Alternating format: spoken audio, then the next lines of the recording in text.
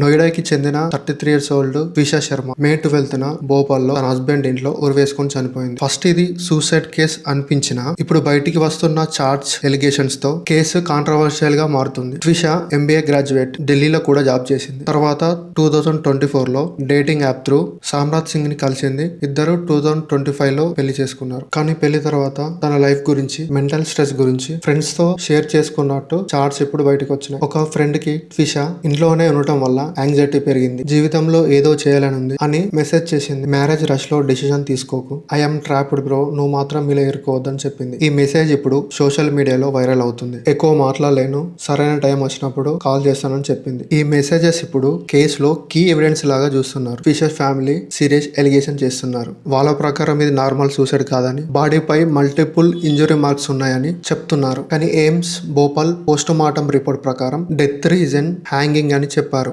బాడీపై injuries ఉన్నట్టు కూడా mention చేశారు. ఫ్యామిలీది ఇంకో క్లైమ్ ఏంటంటే ట్విషా భోపాల్ ను వదిలి నోయిడాకి తిరిగి రావాలనుకుందట. చనిపోయే ముందు రోజు నైట్ 10 వరకు ఫ్యామిలీతో కాంటాక్ట్ లో ఉంది. ట్విషా చనిపోయిన తర్వాత వాళ్ళ family Madhya Pradesh CM Mohan Yadav residence ముందు ప్రొటెస్ట్ చేసి ఎయిమ్స్ ఢిల్లీలో సెకండ్ పోస్ట్ మార్టం చేయాలని డిమాండ్ చేశారు. ఇప్పుడు పోలీసులు dowry harassment, physical assault, evidence destroy చేశారా అనే యాంగిల్స్ లో ఇన్వెస్టిగేషన్ చేస్తున్నారు. కేసు ఇన్వెస్టిగేషన్ చేయడానికి స్పెషల్ టీమ్ ని ఫామ్ చేశారు. ట్విషా హస్బెండ్ సామ్రాట్ సింగ్, అతని మదర్ పై కేసు రిజిస్టర్ అయింది. రిపోర్ట్స్ ప్రకారం పోలీస్ రికార్డ్స్ లో తన హస్బెండ్ అబ్స్కాండింగ్ అని మెన్షన్ చేసి ఉంది. ఇప్పుడు అందరు అడుగుతున్న క్వశ్చన్ ఒకటే, ట్విషా చెప్పిన ఐఎమ్ ట్రాప్డ్ అనే మాట ఎమోషనల్ స్ట్రెస్సా లేక హెల్ప్ కోసం ఇచ్చిన లాస్ట్ సిగ్నలా? ఈ కేసులో నిజమేంటి అనేది ఇన్వెస్టిగేషన్ తర్వాత తెలియాలి.